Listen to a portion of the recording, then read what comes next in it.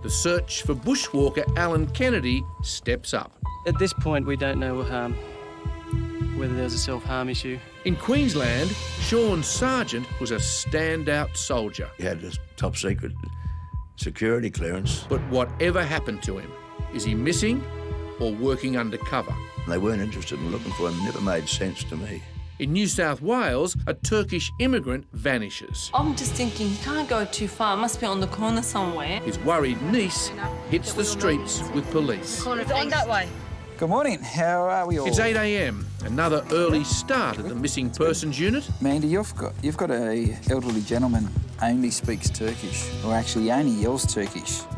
He's got some problem that when he can't talk normally, he just yells. Senior Constable Mandy Gale gets the case of 65-year-old Turkish immigrant Omar Orkan. He went missing 16 hours ago, and as a dementia sufferer, he wandered off during a family barbecue. All right, developments in the case of Mr. Kennedy, who was lost up in the Blue Mountains. There's a second and final search occurring today. An experienced bushwalker, 74-year-old Alan Kennedy, disappeared in the national park 6 weeks ago. The first search of surrounding canyons failed to find any sign of him. Yeah, Doug and Gary are heading up there as we speak. Obviously, they're looking for remains, but if they can turn up something, it'll be a bit of closure for the family, so fingers crossed for that one. OK, that's it from me, guys. Have a great day. At the same time in Queensland, Detective Senior Sergeant Jim Ryan is investigating a new lead into the mysterious disappearance of missing Army Lieutenant Sean Sargent. If Sean is still alive, the chances of locating him as time goes on, in my opinion, definitely increase. 24-year-old Sean had the Army's highest security clearance.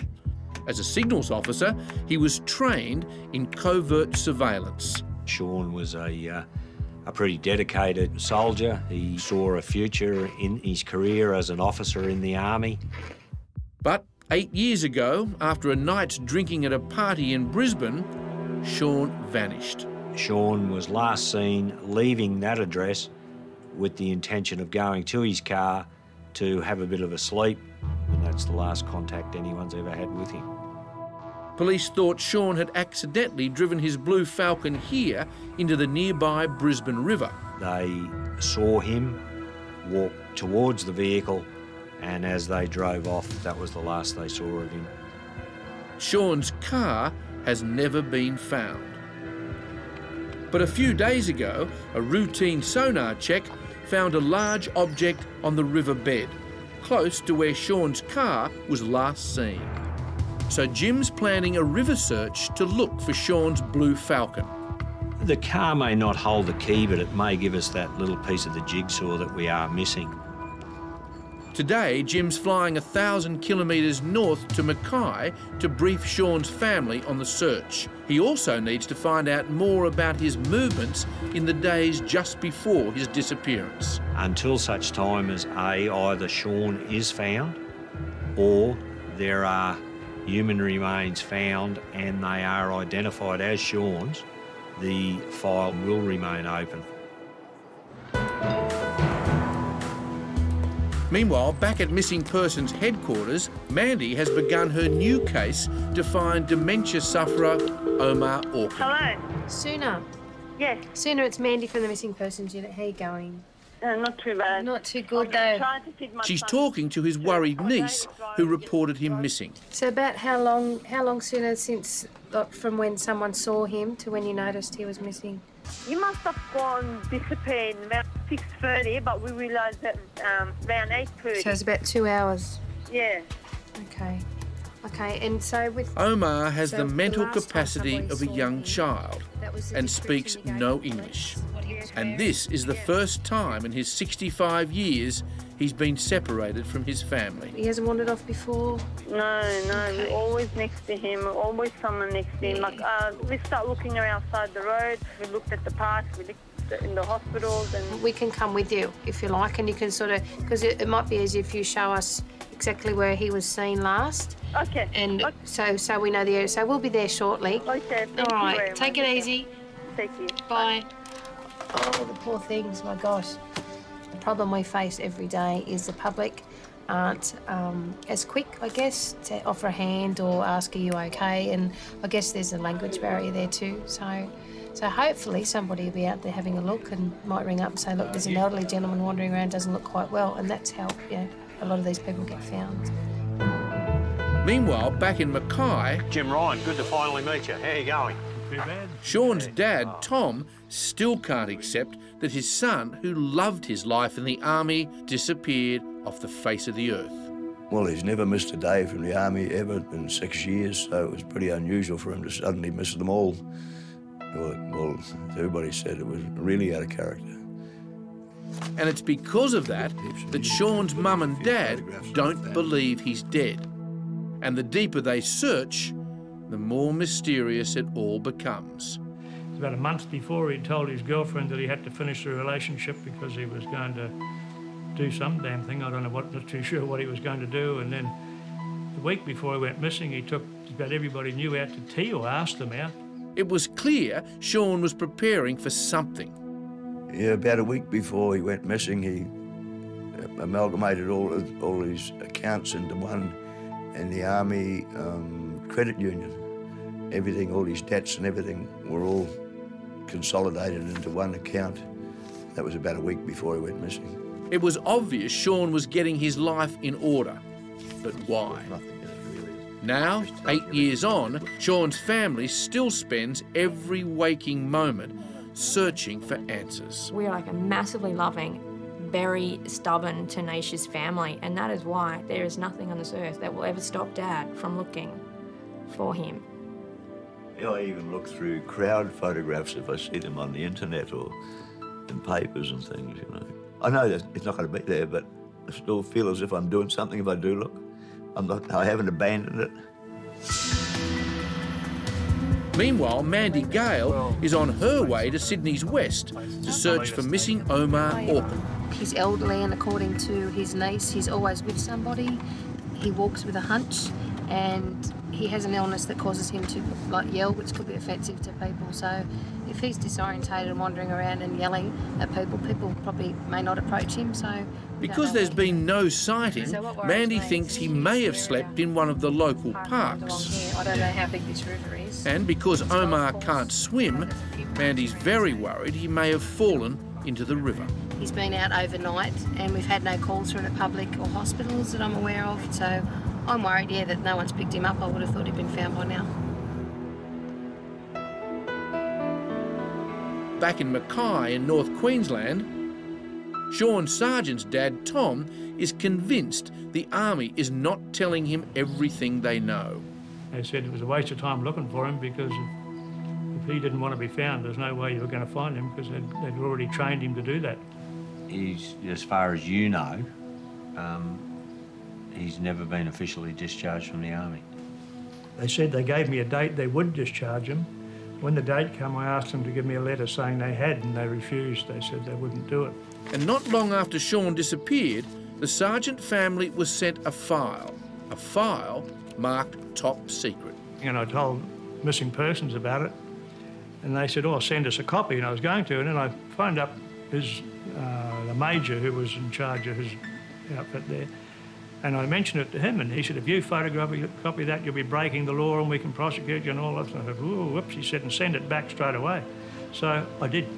And once they got their top secret papers back, the Sargent family says the Army closed ranks. He was ringing up nearly every day. And for a while, they would talk to him, but then they got to the stage where they knew who was calling. They wouldn't even answer the phone.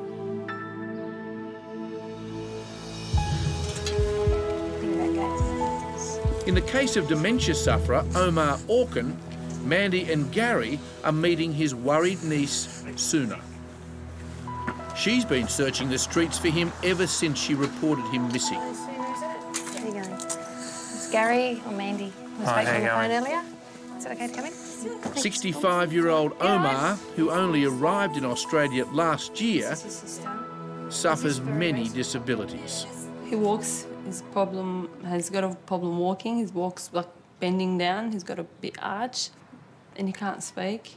Anything can happen. Anything can happen. People hits the kids and just drives off, you know what I mean? They don't care anymore. You never know. You never know what kind of people he's going to come across, you know? Oh, yeah, I'll get in touch with Flemington. I'll give you my number and, yeah, we'll do a real good look around. All right. We'll do our best. Don't worry too much, OK? No, it's hard not to. It's going to get dark again. Where's he going to sleep? Where's he going to go, you know? Hopefully we'll find him for you by then. I hope so. I hope so. He needs a help like a kid needs a help, you know? Back in Queensland, as divers prepare to search the Brisbane River, Jim Ryan is back from Mackay with Sean's parents, who've travelled down for the search. On the night he disappeared, Sean told his mates that he was drunk and was going to sleep it off in his car. He may have decided to drive home and have taken a wrong turn and gone into the river. And while searching the river on another investigation, police located a large object on the bottom. If we do locate what we're looking for, we'll have the divers go to that vehicle underwater. They'll be working in black water. They'll have to rig the car up with chains and all rigging equipment, and a tow truck will be called, or some, possibly a crane even, and it'll be called in to remove the vehicle from the water. As Tom and Ruth look on, it all hits them. They may now be staring at their son's watery grave. Yeah, well, I don't really know whether I'm hopeful they will or hopeful they won't. It's sort of, I suppose you'd call it mixed emotions. I'm not too sure what I feel, to be honest with you. Well, that's it. How far are you going to go down? As the hunt for dementia sufferer Omar Orkin hots up, I guess if we don't find him, this is something that's going to have to be searched thoroughly. Yeah, that's right. Mandy and Gary are searching the park near his home. You feel terrible if, you fell and it was the one place you didn't But look. just as it all looks hopeless, Where are you, Omar? Mandy gets the call. Local police have found him. Sooner, we're just coming up to get you. He's okay, but we need to come and get you to come down because he's... Yeah. Are you outside where we just left you? Okay, Dad, we won't be long. Bye. Oh, God love us. We found him, we found him. Ah! How did they find him? How did you guys know? Well, we were just going to do a look around down the park. Yeah. So, and the police have turned up that we were meeting and said that he's been found. We didn't look this way. I didn't look this way at all. I hope he's okay. I hope he's okay. He'll be okay. Oh my God.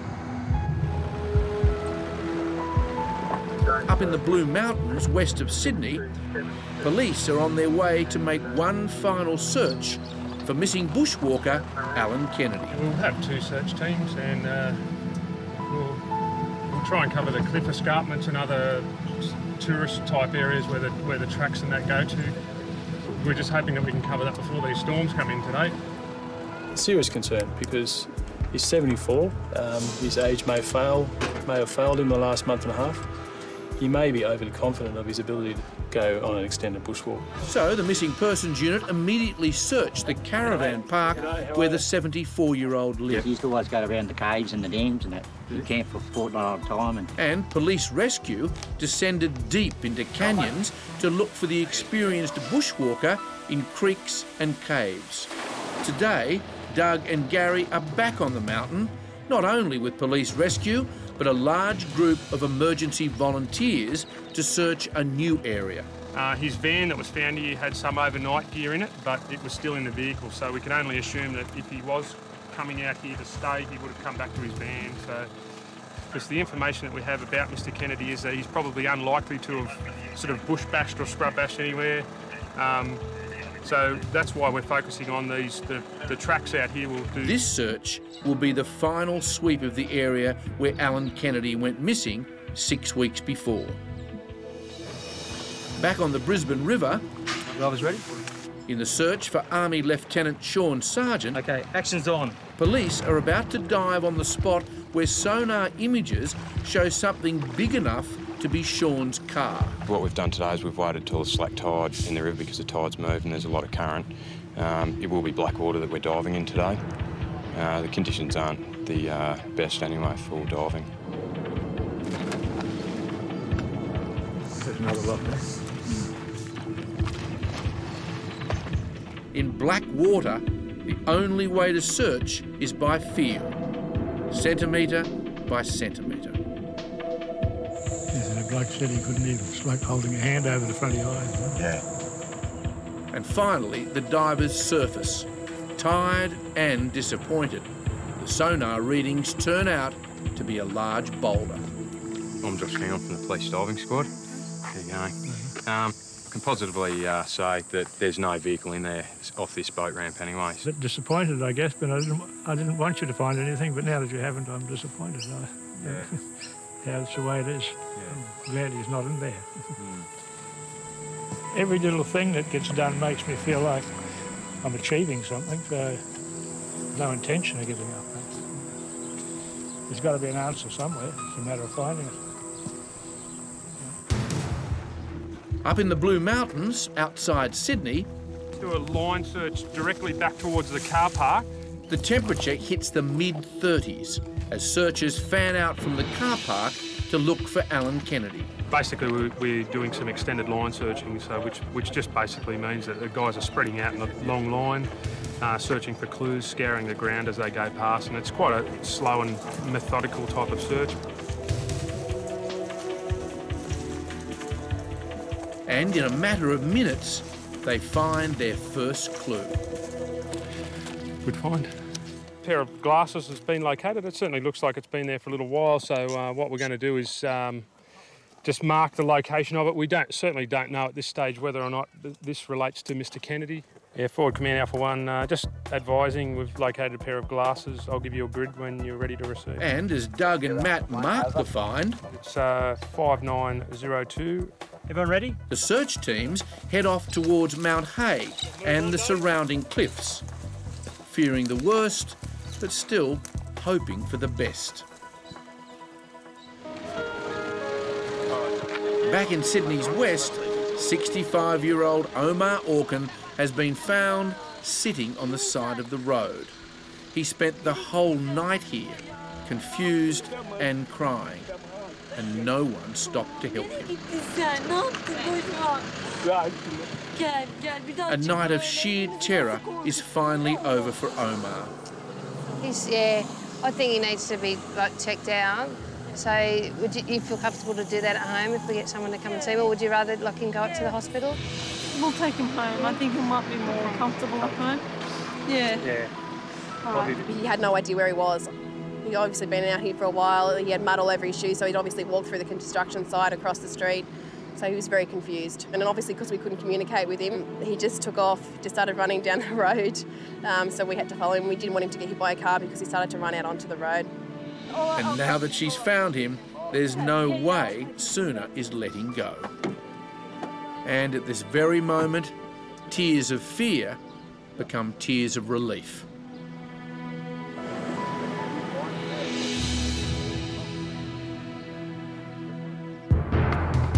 Back in the Blue Mountains, Keep moving a bit. The searchers have split into two teams. We've been 2 or 3 hours into the search, and we're now leaving the track area, and we're going to go towards Mount Hay, which is just up ahead. Doug's team will climb Mount Hay to the east, and the rest of the team will go west and search the plateau and cliffs. That's one thing we're lucky today. It's not 40 degrees, but it's humidity's about 200%, I think. Gary's team is already working at 2 levels, scouring the top and bottom of the cliffs. Again, we're looking at caves all along here. There seems to be a whole series of caves under rocks, which possibly could be quite habitable. And as you know, Mr. Kennedy was a cave enthusiast, and we'd be mad not to check every cave along the edge here. It is such dangerous work for police and volunteers. One slip and you're dead. In the case of missing immigrant Omar Orkin, after being lost and afraid for 24 hours, this childlike man is safe and home at last. Omar and his sister Gulu have never been separated all their lives. And this has been the most traumatic event of their sheltered lives. The paramedics examine him to see if he's injured. Blood, okay?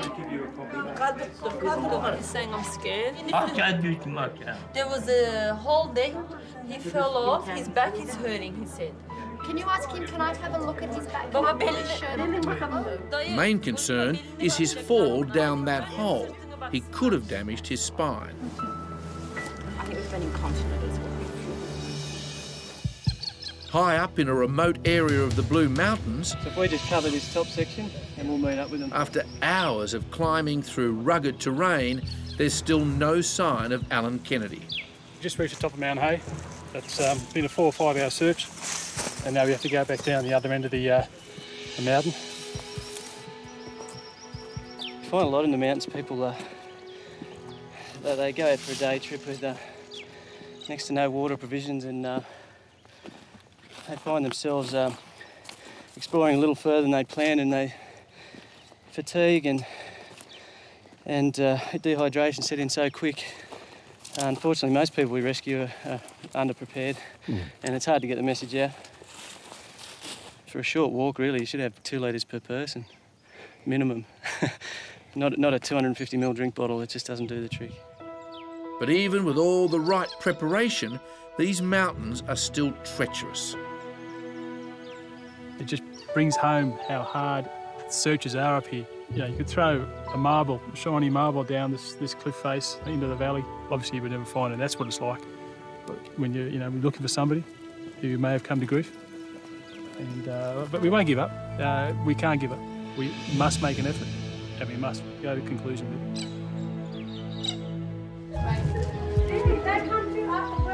Meanwhile, back in Sydney's west, Uncle Omar is now surrounded by the family who loves him so much. After 24 hours of worry, it's a time to rejoice.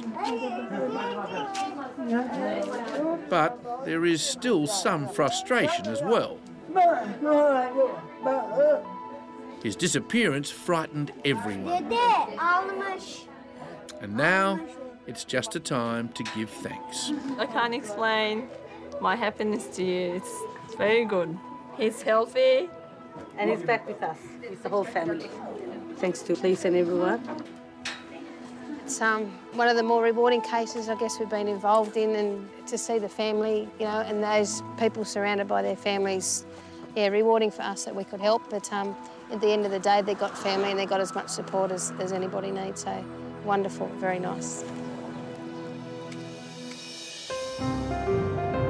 Back in Mackay, on the case of missing Army Lieutenant Sean Sargent, after the disappointment of the river search, his dad Tom is still sure the Army knows a lot more about his son's disappearance than it's saying.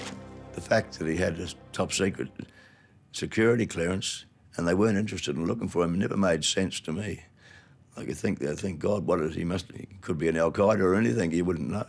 Not long after 24-year-old Sean disappeared, Tom received a series of strange phone calls from overseas. My wife called out to me and to get on the phone in the shed, and I went and I could tell there was someone there. So I got her to hang up, still wouldn't talk, and we swapped back hanging up and asked them was Sean and everything, and then they hung up. You knew someone was there, you could hear them breathing, but they wouldn't say anything, and we would talk to whoever it was, and we got to the stage where I'd say to him, talk to it like it is Sean, say something to him, and he started doing that, and the first one he did that, it hung up straight away, as if it got a fright or something, and we kept doing that when they kept calling after that, but we've had dozens and dozens since it started.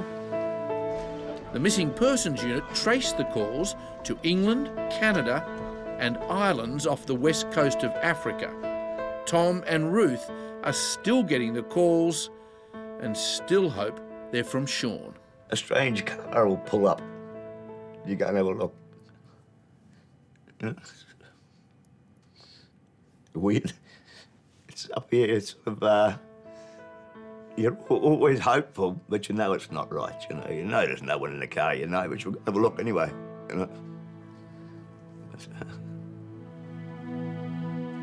If you come any overhangs, little ledges, just shout and I'll pass up to George. Back in the mountains west of Sydney, just as the search for missing Grandad Alan Kennedy is about to wind up, police find this campsite.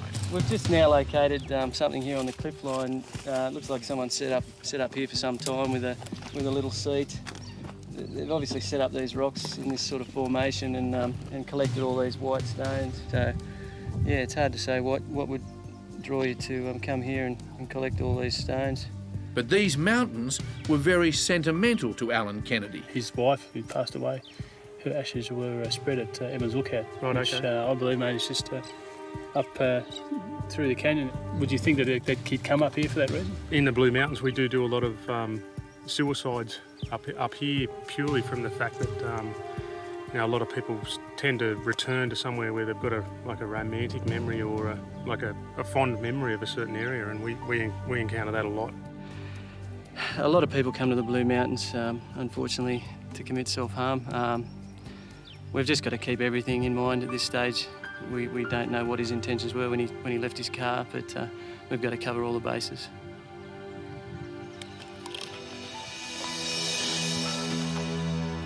As the search continues, the bush reveals a secret. Clues that are hidden under this stone. Also, a former Olympian goes missing. The disappearance of disabled girl Emily Servos. She was putting money in the bank for him before jail, in jail and after jail. Her family is worried sick.